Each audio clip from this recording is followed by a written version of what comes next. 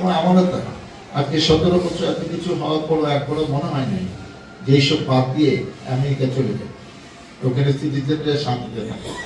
কারণ আমার বাবাও এমপি ছিলেন, 79 সালে বিএনপি থেকে 48 বছর চেয়ারম্যান ছিলেন, শুয়ে আছে জিরাবত। আমরা কয়েকটি প্রতিষ্ঠান করেছি। আমি 93-তে সালেহাদ্দিন সরকারি প্রাথমিক বিদ্যালয় সিকুন্ডিয়াতে আসলে আমি 96 সালে এমপি হয়ে গ্রামবাসী ধরল, ভাই এখানে primary school high school college করতে হবে।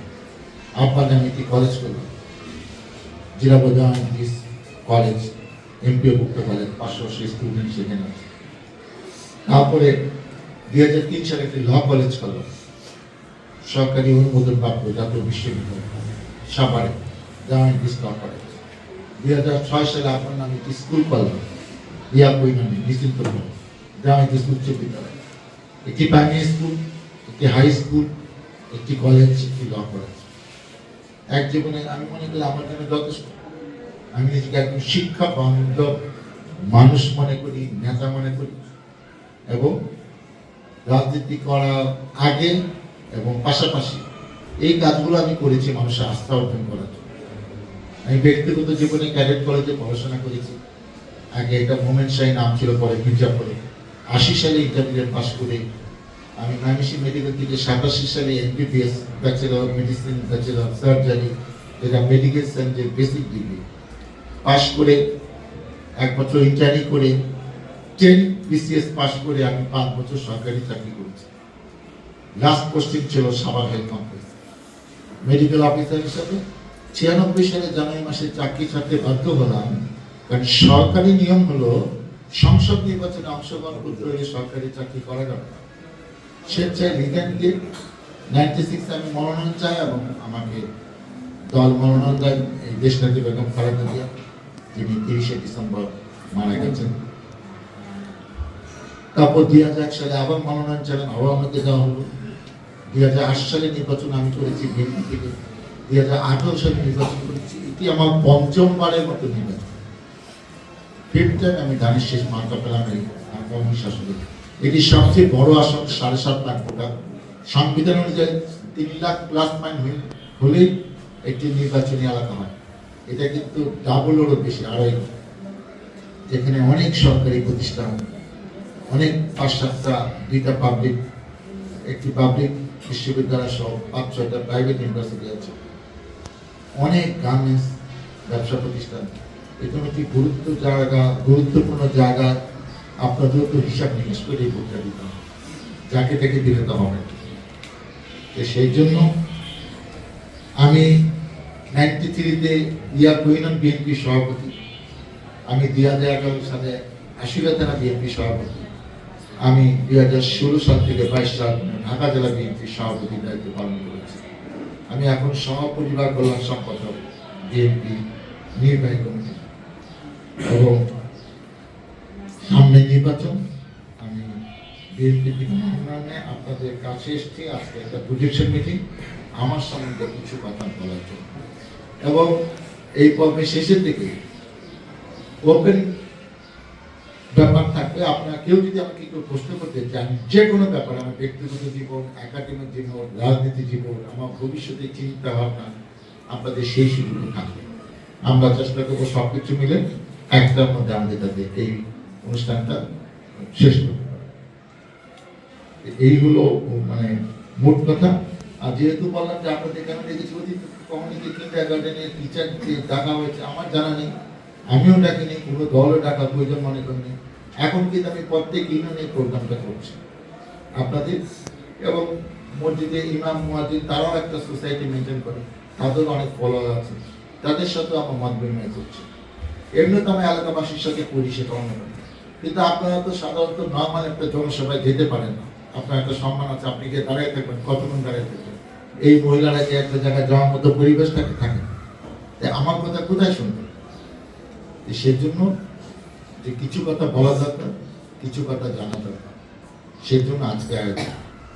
এবং আমি আবারও বলছি, আপনাদেরকে শুনতে হবে। বিভিন্ন প্রার্থী থাকলে আপনারা যাবেন, শুনেন কাকে দেওয়া উচিত, কে যোগ্য, কে কিভাবে সবাইকে ঘুরতে চায়, তাদের কাছ থেকে শোনাও দরকার, তাহলে আপনি ডিসিশন নিতে সুবিধা হবে। তো ঠিক আছে, আমরা কিছু কথা বলবো, কিছু গল্প বলবো, আর কিছু স্লাইড প্রেজেন্টেশন, কিছু ভিডিও প্রেজেন্টেশন আছে। আমি সব কথা বারবার শুনতে তো বলে গেলে যতক্ষণ শোনাতে থাকে, তো কয়েক মিনিট কথা হবে, কয়েক মিনিট ভিডিও হবে, এরকম ভাবে আজকে গল্পটা চলবে। আমার মনে হয় খারাপ লাগবে না। আপনাদেরকে ধন্যবাদ। একজন পুলিশ অফিসারের নাম, সে ঢাকা ইউনিভার্সিটি থেকে মাস্টার ডিগ্রি পাস করে। শেখ হাসিনা আনুগত্যের জন্য তার নির্দেশ বাইরে এই 36 দিনের আন্দোলন 5 তারিখে, আপনার অনেকে হয়তো ইউটিউবে আছে, টিভিতে দেখেছেন, পত্রপত্রিকা দিয়েছেন, 6 জন ছাত্রকে গুলি করে হত্যা করে।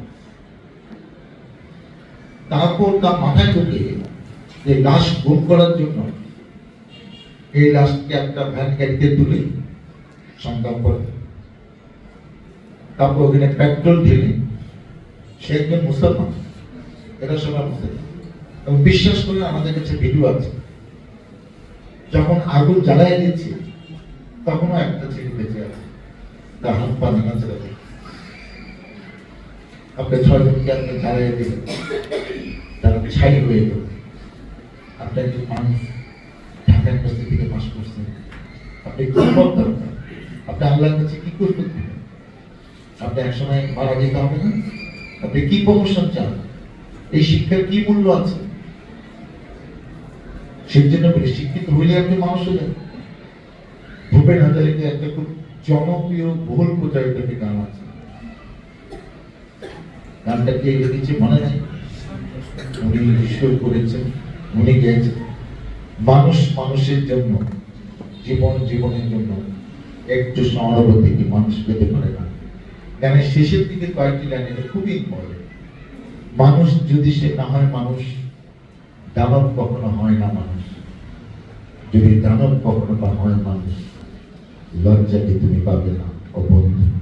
এই গানটা পুরোপুরি সেসব অমানুষদের নিয়ে বলা হয়েছে, বিবেকহীন মানুষদের নিয়ে বলা হয়েছে। পৃথিবীর শ্রেষ্ঠ জীব মানুষ, অন্য জন্তু জানোয়ারের সাথে মানুষের পার্থক্য কি? তার বিবেক আছে, কোনটা ভালো কোনটা ভালো না এটা মানুষ বুঝে, পশুরা বুঝে না। সেই জায়গাটাই যদি আপনি না থাকে, তাহলে আপনার কিসের মানুষ? আপনি তো দানব। এই দানব দিয়ে তো আমার কারো কোনো লাভ হবে না। এটা আমাদের কলম, মানব জাতির কলম। এই দেশে এই 17 বছরে আমাদের অনেকের বিবেকটাই নষ্ট হয়ে গেছে। আমি কোথায় পড়েছি? আমি কি ডাক্তার না ইঞ্জিনিয়ার, শিক্ষক না অ্যাডভোকেট, কিছু আসে না। আমার বিবেক কিন্তু নাই। আমি দলদার হয়ে গেছি। আমি দল করি, চাকরি করি, যাই করি, আমার বিবেকটা তো থাকবে, কারণ আমি মানুষ, আমি একটা পরিবারের সদস্য, আমাদের একটি সামাজিক মর্যাদা আছে। সেটি যদি না থাকে, তাহলে একটা মানুষ, একটা বাচ্চা 3 বছর 4 বছরে সে একটু একটু করে কথা বলা শিখে। অনেক মানুষকে দেখি সারা জীবন লেখাপড়া শিখে, কোথায় কি বলতে হয়, কোথায় কি থামতে হয় সেটা জানে না। এটা যার যার ব্যক্তিগত ব্যাপার, এগুলো নিয়ে তো আমরা গবেষণা করা আমাদের কোনো সুযোগ নাই। এইসব মানুষ থেকে আপনার দূরে থেকে, এরা সমাজের জন্য ভালো না, প্রতিষ্ঠানের জন্য ছেড়ে নিতে বাধ্য হয়েছে এবং তার যে দাবি সেটা মেনে নেবে। তার দাবি ছিল 2টা, মূলত আরো অনেকগুলো ছিল কিন্তু আমার মনে নেই। 1 নম্বর দাবি যে ভোটার তারা অন্তর্ভুক্ত হবে, যে কোনো নির্বাচনে তারা ভোট দিতে পারবে এবং যোগ্যতা অনুযায়ী কালোরা চাকরি পাবে। এখানে সাদা কালো এই ভেদাভেদ করা যাবে না, এই দাবি তারা মেনে নিলেন। এবং তারপর সংবিধান সংশোধন হলো। তারপরে ইতিমধ্যে উনি 93-তে নোবেল প্রাইজ পেলেন। নোবেল, আলফ্রেড নোবেলের গল্প আমি বলবো। সেই 94 সালে উনি ইলেকশন করেন, যেখানে কালোরা ভোটার বেশি, কালোদের এরকম একটি দাবি উনি 27.5 বছর জেলে থেকে আদায় করেছেন। অর্থাৎ নিশ্চিন্তে সেই বিপুল ভোটে পাশ করে গেলেন। আমার গল্পটা এখান থেকে শুরু। উনি একটা সরকারের কাছ থেকে অনুমোদন না নিলেন সংসদ থেকে, যে আমি আনঅফিশিয়ালি আমার 4 জন সিকিউরিটি নিয়ে যে কোনো জায়গায় ভিজিট করতে পারবো এবং মানুষের দুঃখ দুর্দশা আমি দেখবো নিজে। এক এক সময় গ্রামে চলে যেতেন, তার একটি গাড়িতে করে সিভিল ড্রেসের 4 জন নিরাপত্তা থাকতো, তাদের সাথে পিস্তল থাকতো। এরকম একদিন দুপুর বেলা 12টা 12:30 হবে, সে একটা মেন রাস্তায় একটা গলিতে তার সিকিউরিটি নিয়ে গেলেন, গিয়ে একটা রেস্টুরেন্টের সামনে থামলেন। ওই রেস্টুরেন্টে উনি ঢুকলেন, ঢুকে মালিককে খুঁজলেন। ম্যানেজার বললো যে স্যার উনি তো, ম্যানেজার চিনতে পেরেছে, সালাম দিল, স্যার উনি তো সন্ধ্যায় আসেন, সকালে আসে না। তারপর সে খোঁজ খবর নিলেন রেস্টুরেন্টটা কেমন চলে, তোমার এখানে কি কি খাবার আছে, ব্যবসা কেমন, এসব বলতে বলতে উনি একটি টেবিলে গিয়ে বললেন যে তোমার কি খাবার আছে আসো। তো উনি দেখে খাবারের অর্ডার দিলেন। উনি হঠাৎ করে চোখ করে দূরে 3-4টা টেবিল পরে একজন ভদ্রলোকে দেখলেন বসে আসে, চা খাচ্ছে। উনি তার সিকিউরিটি লোককে বলেন যে ওই ভদ্রলোককে বলো আমার টেবিলে এসে আমার সাথে লাঞ্চ করতে। সিকিউরিটি লোক দুজনকে বললেন যে আপনি ওনাকে চিনেন? ওই ভদ্রলোক তাকে চিনতে পারলেন, বলে যে স্যার আপনাকে ওই টেবিলে দেখেছেন। তিনি আস্তে আস্তে হেঁটে এসে একদম মেসের প্যানেলের তার জাস্ট সামনে চেয়ারটা খালি রেখেছেন, ওখানে বসে জিজ্ঞেস করলেন আপনি কেমন আছেন? বললো আমি ভালো আছি। আচ্ছা আমার সাথে লাঞ্চ করেন। সে বলে না আমি বাসায় গিয়ে লাঞ্চ করবো। না না একটু করেন না, আমার খুব ইচ্ছা আপনি আমার সাথে লাঞ্চ করবেন। তেমনি আমি তার প্রতিবাদ করলেন না, বললেন আচ্ছা অর্ডার দাও, ওনার খাবার আসলো। খাবার আসলো, সবাই খেতে উদ্যোগ নিচ্ছে, উনি খাচ্ছেন না। ন্যাশনাল ম্যানেজার রিকোয়েস্ট করলেন যে আপনি একটু খান, আমাদের সাথে বসছেন, না খেলে কেমন দেখা যায়। উনি একটা চামচ দিয়ে নাড়াচাড়া করছে কিন্তু খাবার মুখে দিচ্ছেন না। তার সিকিউরিটি লোক বলবো স্যার উনি মানে শরীর খারাপ, খেতে পারবে না, স্যার আমরা কি তাকে একটু বাসায় দিয়ে আসবো? ন্যাশনাল ম্যানেজার একটু চিন্তা করলে বলে আচ্ছা ঠিক আছে আপনি বাসায় চলে যান। আবার একটা খাবার অর্ডার দিয়ে তাকে প্যাকেট করে ওই খাবারটা নিয়ে বলে যে আপনি বাসায়, বলে যে না আমার বাসা আমি হেঁটেই যেতে পারবো, 4-5 মিনিট লাগবে। না না আপনি আমার গাড়িতে যান। 2 জন সিকিউরিটি লোক তাকে গাড়িতে করে তার বাসায় দিয়ে আসলেন। তার বাসা ওই ওয়াইফ সন্তানরা দৌড়ে আসলো। তার যারা লাস্টের সিকিউরিটি তাদের কিন্তু বডি ড্রেস এটা থেকে বোঝা যায় যে দে আর সামথিং। তারা বলল কি হয়েছে কি হয়েছে, না আমাদের মহামান্য রাষ্ট্রপতি তাকে আপনার বাসায় পৌঁছে দিতে বলছে, কোনো অন্য কোনো ব্যাপার না, আমাদেরকে ধরতেও আসি নাই, তার নামে কোনো মামলা। তারা ফেরত আসলো। নেলসন ম্যান্ডেলা বললো তোমরা খাওয়া শুরু আগে এই ভদ্রলোক সম্বন্ধে দু একটি কথা শোনো। আমি যখন রেভেনদ্বীপে ছিলাম এই ভদ্রলোক আমার সুপারভাইজার ছিল। জেলখানা সুপারভাইজার অনেক গুরুত্বপূর্ণ পদ, আমিও ছিলাম তো 3 বার জানি। সেখানে তো আমরা একজন কয়েদি আর আসামি। আসামি হলো আপনাকে যে কোনো মামলা ধরা হয়েছে, বিচার সম্পূর্ণ হয় নাই, আপনি একসময় জামিনে বেরিয়ে যেতে পারেন। আর কয়েদি হলো আপনাকে রায় দেওয়া হয়েছে 5 বছর 7 বছর 10 বছর 20 বছর, আপনি রায়ের পরে জেলখানায় এসেছেন। বললো সেখানে জামিন দেবে। এই লোক আমার প্রতি ব্যক্তিগতভাবে এমনই খেপা ছিল, কোনো অর্ডার ছিল না। সে কিছুদিন পর পর আমাকে 2টা রোদের মধ্যে 2টা বড় বড় খাম্বা, যেখানে মানে নির্যাতনের জন্য পোতা আছে, রডে বড় বড় মোটা খাম্বা, সেখানে আমার 2 হাত 2 পা আটকে খালি গায়ে প্রচন্ড রোদের মধ্যে ইচ্ছা মতো আমাকে পিটাতেন ঘন্টা পর ঘন্টা। এবং কখনো কখনো যখন আমি নির্যাতন সহ্য করতে না পেয়ে পানি পানি করে মানে তাদের কাছে পানি চাইতাম, 2-1 দিন সেটা অ্যাসিস্ট্যান্টকে বলে দিচ্ছে যে আমার মুখে পেশাব করে দিতে, এবং 2-1 দিন সে পেশাব করেও দিচ্ছে। এখন সে ভাবছে যে আমি রাষ্ট্রপতি, আমি ইচ্ছা করলে তা অনেক ক্ষতি করতে পারি, তাকে অনেক সমস্যায় ফেলতে পারি, বিপদে ফেলতে পারি। রাষ্ট্রপতি অনেক ক্ষমতা, আপনারা জানেন। কিন্তু আমি এগুলো সব মাফ করে দিলাম যে সৃষ্টিকর্তা এটা বিচার করবে, আমার বিচার করা দরকার নেই। এই যে একজন মহামানব 27.5 বছর জেল খাটার পরও তার কোনো দুঃখ নেই। সে সর্বোচ্চ পদে আসীন হওয়ার পরও সবকিছু ভুলে গেছে, সবকিছু মাফ করে দিয়েছে। সে মারা গেছে 2013 সালে। উনি কিন্তু পরে নির্বাচনটা করেন নাই। 94 থেকে 99 ইচ্ছে করলে আরো 5 বছর নির্বাচন করতে পারতো। আপনারা জানেন যে তার যে আত্মত্যাগ, এই কারণে আবারও তাকে ভোট দিত। উনি কিন্তু আজ সেকেন্ড টাইম নির্বাচন করে নাই। তারপরেও উনি 13-14 বছর বেঁচেছে। এগুলো হলো দৃষ্টান্ত।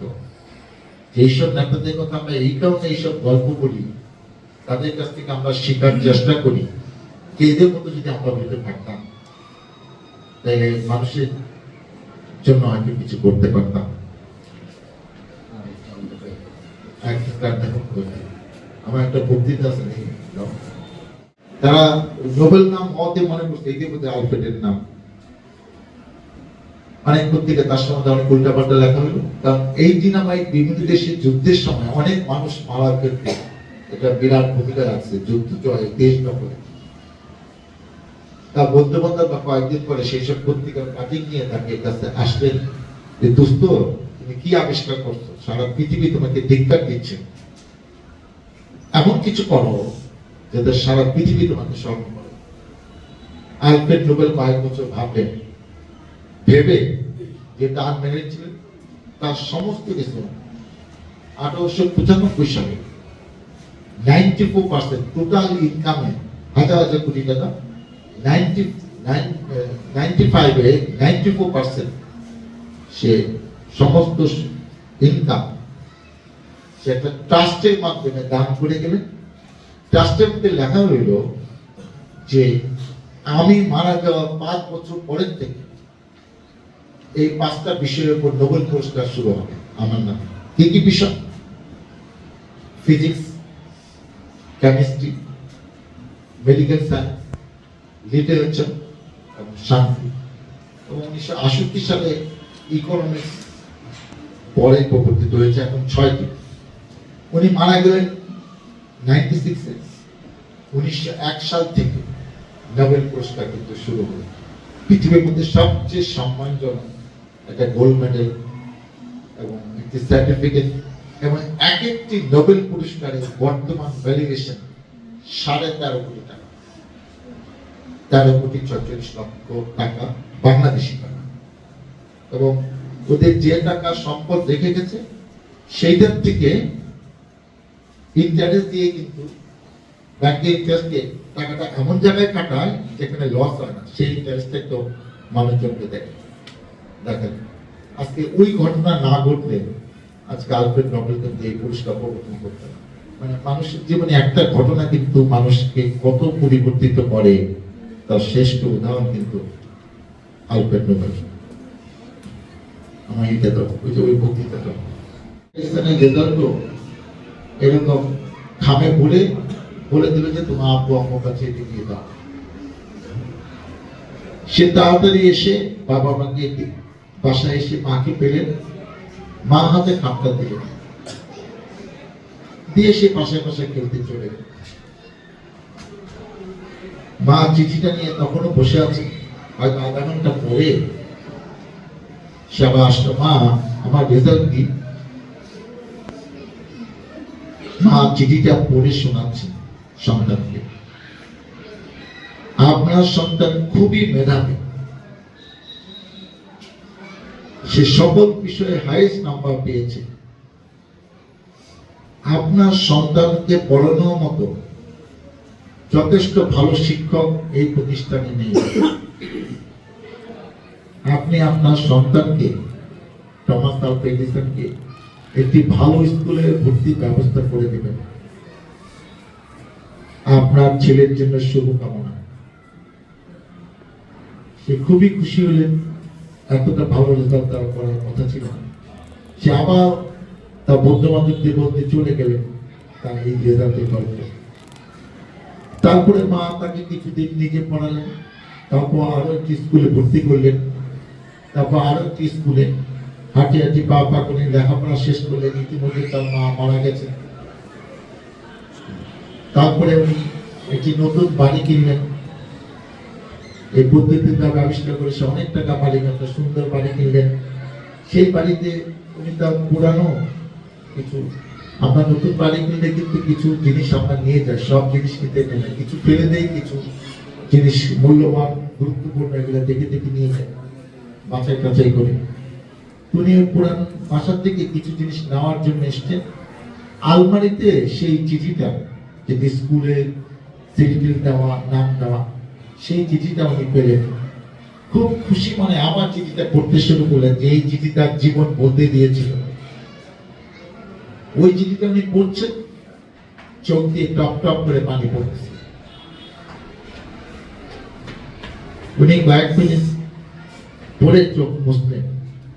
চিঠিতে লেখা ছিল, আপনার ছেলে স্থূল প্রতিবন্ধী একজন বালক, সে কোনো বিষয়ে পাশ করে না। এরকম ছাত্রকে তো আমি স্কুলে রাখতে পারি না। আগামীকাল থেকে আপনার সন্তান যেন স্কুলে না আসে। আপনি আপনার সন্তানের ব্যবস্থা নিয়ে যেটা ভালো হয় সেটা করবেন। টমাস আলভা এডিসন অনেকক্ষণ চুপ করে বসে থাকতেন। ওনার ডায়েরি লেখা অভ্যাস ছিল। উনি যাতে আজকে এইসব মায়েদের কথা আমাদের এখনো মনে রাখতে হবে, এবং সেই সব কথা উদাহরণ হিসাবে আপনাদের সামনে এখনো যুগ যুগ ধরে আমাদের উপস্থাপন করতে হয়। আমার একটা স্ট্র্যাটেজি হলো, আমি দিনে অনেক কাজ করব, অনেক দায়িত্ব নিব, সবকিছু 100% সফল হওয়ার দরকার নেই।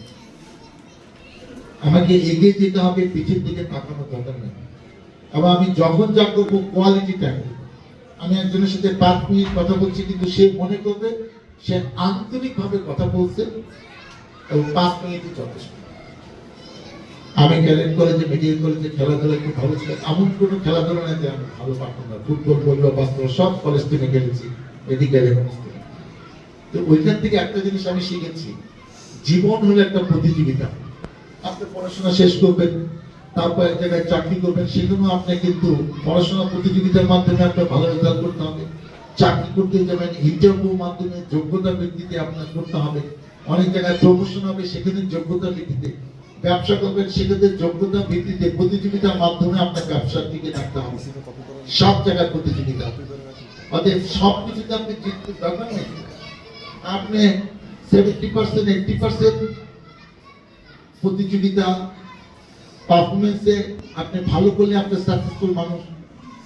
মানুষের জীবনে সাকসেস ডিপেন্ড করে আপনি চাকরি জীবনে কেমন, আপনি বাবা হিসেবে কেমন, সন্তান হিসেবে কেমন, আত্মীয় স্বজন হিসেবে কেমন, বন্ধু বান্ধবের কেমন, সবকিছু মিলিয়ে আপনি জীবনের সফল করতে পারেন।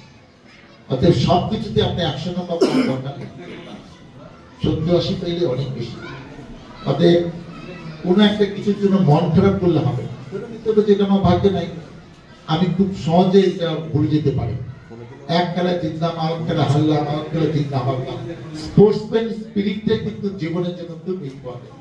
ওইটা যদি যার থাকে, সে সাকসেস হবে, সে ভালো করবে, সে সাফল্য অর্জন করবে। এইটা হলো জীবনের বড় দর্শন। একটা জিনিস নিয়ে পড়ে থাকলে হবে না, জীবনে অনেক কিছু করার আছে। এটা নাই, এখানে চাকরি নেই, আরেক জায়গায় করবো। আপনার যদি সত্যি মেধা থাকে, আপনার যদি শুধু পড়াশোনা শিখে সত্যিকারে মানে লেখাপড়া শিখে যদি এখানে এসে থাকে, আপনার চাকরির সমস্যা হবে না। কোথাও না কোথাও আপনি কিছু আপনি করতে পারবেন, আপনি চলতে পারবেন, কিছু একটা করে আপনি জীবিকা নির্বাহ করতে পারবেন। এটি আমাদের শিক্ষা। সবকিছুতে A+ পাওয়া জীবনের সার্থকতা বলে না। অনেক ভালো স্টুডেন্ট দেখছি, সে ভালো স্টুডেন্ট, আর কিছু না, মানুষ কেউ তাকে দেখতে পারে না। আপনার সামাজিক মানুষ হতে হবে, সমাজ আপনাকে যেন পছন্দ করে যে না, মানুষটা ভালো, তার সাথে কথা বলে মজা আছে, তার কাছ থেকে উপদেশ নেওয়া যায়। আপনি খালি নিজের জন্য কিন্তু জীবনে বড় হন না। আপনি প্রাইভেট একটা বিশ্ববিদ্যালয়ে পড়েছেন, ওখানে তো আপনি কয় টাকা বেতন দিয়েছেন? তাহলে জাহাঙ্গীরনগর যে বেতন 10 টাকা, 20 টাকা, 30 টাকা, 50 টাকাও না। এখানে সরকার সাবসিডি দিয়েছে। আমি মাইমিসি মেডিকেল থেকে পড়েছি, সেখানে আমাদের একটু বেশি টাকা দিতে হয়নি, কিন্তু সরকার কিন্তু অনেক টাকা দিয়েছে। তা আমি ওখান থেকে ডাক্তার হয়ে গিয়ে এমএ পাস করে বেরিয়েছেন পাবলিক থেকে, তার সমাজের প্রতি কোনো দায়িত্ব না? অবশ্যই দায়িত্ব আছে। কারণ এখানে কি সরকারের টাকায় ইনভেস্ট আছে, আপনাকে মানুষ করেছে, আপনি পারলে কিছু সহযোগিতা আশেপাশে মানুষকে করে। আজকে আমার শেষ নিবেদন, আমি একটা ভিন্ন ধর্মী জিনিস আপনাদেরকে দেখালাম যে এরকমই হওয়া দরকার। আপনারা চিন্তা করেন সামনে নির্বাচন, আমি চাই যে এমন কিছু করতে এই সবারের জন্য যেটা অতীতে হয়নি, এবং আমরা শুধু উন্নয়ন নিয়ে পড়ে থাকি। আজকে যে প্রত্যেকটি গ্রামে মাদক ছেয়ে গেছে, আমার দিকে আঙুল তুলে যে আচ্ছা যে ব্যবসাটা আগে অন্য দল করছে, ধরেন আওয়ামী লীগের করছে, যে সেই ব্যবসাটা এখন যে করে কাদের শেল্টারে করে, তাদেরকে শেল্টার দেয় কে? আপনি খোঁজ নিয়ে দেখেন, এদেরকে আপনি অনেকে চিনেন, আপনার আশেপাশের লোকও তারা হতে পারে, সেটা আপনি নিয়ন্ত্রণ করেন। আমি তাদেরকে বলি এই পুলিশ কাদের লোক, এরা 17 বছর কি করেছে? তার এই মাদকের সাথে প্রশাসনের একটা যোগ সাধন আছে বলে আমরা অনেকেই মনে করি, এবং এটা কম বেশি সত্যি। কিন্তু এখন তো আমার কথা নাও শুনতে পারি, কিন্তু আমি যখন জনপ্রতিনিধি হবো তখন তো আমার কথা শুনতে অপেক্ষা করেন। আমরা মাদক কিভাবে সাভার থেকে নির্মূল করি, এবং আমি 100 দিনে একটা কর্মসূচি নিই, 100 দিনে একটা কর্মসূচি আমরা প্রণয়ন করবো। যখন কাজ হবে নিরাপত্তা, গার্মেন্টসে মহিলাদের নিরাপত্তা, মাদক, চাঁদাবাজি। একটা লোক এক জায়গায় আসবে 3-4 শতাংশ জমি কিনতে, এখন বাড়ি বানাবে, তাকে নাকি চাঁদা দিতে হবে। কেন চাঁদা দিবে? সে তো তার সমস্ত জীবনের সঞ্চয় দিয়ে এই বাড়িটা বানাচ্ছে, এখন আমার এলাকায় চাঁদা দিতে হবে। তাহলে আগের মানুষদের সাথে সরকারের সাথে এখনকার মানুষের যদি কোনো পার্থক্য না থাকে, তাহলে জীবন থেকে কেন? তাহলে এটা কিসের গণতন্ত্র? তাহলে এই নির্বাচনে কি ভ্যালু আছে? এক লোক আমার কাছে টেলিফোনে আমার নাম্বার ভাইবার হয়েছে, নিয়াজ আমার এইগুলো এটা দেখাবো, তারপরে এই দিচ্ছে 2 নাম্বার, এইটার দাম 23,000, 24,000, 25,000 টাকা, মানে আরো 5,000, 7,000, 8,000, মানে এক এক টিপে আমি 10,000 টাকা ক্ষতিগ্রস্ত হচ্ছে। একটা লোক কষ্ট করে নিজের সমস্ত সঞ্চিত টাকা, ব্যবসা কিংবা চাকরি, আত্মীয় থেকে ব্যাংক থেকে টাকা নিয়ে বাড়ি করতে আসছে, তাদের উপর যদি এই জন্য বিভিন্ন জায়গায় হয়, তো তা আমরা গজব তাকে না। এইসব কাজ যারা করে তাদের কি বিচার হবে আমি জানি না, আর তাদের যাদেরকে প্রস্তুত দেয় তারা কেমন না। এই 100 দিনে এইসব মোকাবেলা করা হবে, এইসব সমস্যার সমাধান করা, এই নাম্বার ওপেন থাকবে। আবার আমি সপ্তাহে একদিন দিব খালি এইসব সমস্যা শোনার জন্য, একদিন সাভারে, একদিন মঙ্গলবার দিন সাভারে, শনিবার দিন আশুলিয়াতে আমার কাম আছে। এইখানে যারা যারা বিচার দিবে আমার কাছে আসবে, এরকম চিন্তা আপনার করেই আমি আমার কর্মসূচি প্রণয়ন করেছি। আরো অনেক কথা আছে, সব কথা বলতে চাই না, কারণ সবাই তো সুন্দর সুন্দর কথা বলে। বিজ্ঞ তোমার নাম কি ফলে পড়ে যায়, নির্বাচিত হওয়ার পরে কি করবো সেটা অনেক ইম্পর্টেন্ট, কথা বলার চাই। আমি আর কথা বলতে চাই না, কেউ যদি কিছু বলতে চান কিংবা আজকে এই পর্বটা কেমন লাগলো অনুভূতি ব্যক্ত চান কিংবা কেউ প্রশ্ন করতে চান, আমি উত্তর দেওয়ার জন্য প্রস্তুত আছি। এই সুযোগটা পাবেন না যে ক্যান্ডিডেটকে আপনি প্রশ্ন করতে পারেন যে কোনো টপিকে। একটা পরিকল্পনা আছে আপনাদের সমস্যা, কিন্তু বিভিন্ন জায়গায় টিচারদের নিয়ে মত বিনিময় সভা করছি। যেমন আপনাদেরকে রাষ্ট্রীয় যে অনুষ্ঠানগুলো হয় সভায়, মাঠে কিংবা উপজেলা চত্বরে, সেখানে আপনাদেরকে ইনভাইট করা হয় না 16 ডিসেম্বর, 26শে মার্চ। আমি বলেছি কেন? আজকে একটি নির্বাচিত ভালো সরকারের দায়িত্ব থাকতো যে এইসব ছাত্ররা যারা কিন্ডারগার্টেনে পড়ছে তাদের শিক্ষা ব্যবস্থা করা, সেটা আপনারা সেই ব্যবস্থা করেছেন দেখে সরকার বেঁচে গেছে। আজকে লক্ষ লক্ষ শিক্ষক এখানে চাকরি করছেন, কর্মসংস্থান হচ্ছে, সরকারও এখান থেকে একটি কমফোর্টেবল জোনে আছে। যারা এরকম একটি সহায়ক ভূমিকা সরকারকে করছে তাদেরকে নেগলেক্ট করা হবে, এটা তো কোনো ব্যবস্থা হতে পারে না।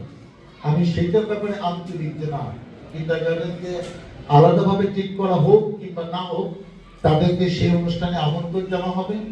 সবাই না হোক, তাদের প্রতিনিধি থাকবে, 5-7 জন এরকম গুরুত্বপূর্ণ ব্যক্তি তাদের আপনার যে অ্যাসোসিয়েশনগুলো থাকবে, সেটা আমি চেষ্টা করবো আমি নির্বাচিত হব।